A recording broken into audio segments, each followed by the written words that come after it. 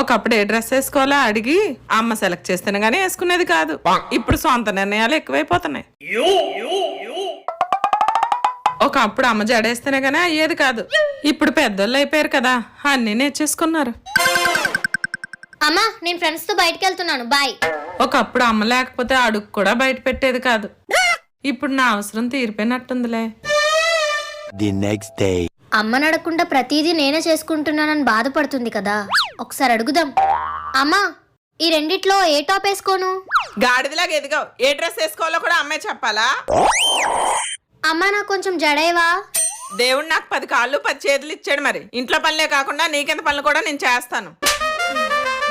అమ్మ నేను బయటకు వెళ్తున్నాను, నాతో పాటు నువ్వు కూడా రా. అన్ని వేళ అమ్మ వెనక ఉండాలంటే అవుతుందేంటి? స్వతంత్రంగా వెళ్ళడం నేర్చుకో. అయినా నాకు సీరియల్ టైం అవుతుంది. అమ్మను మించి దైవం ఉన్నదా?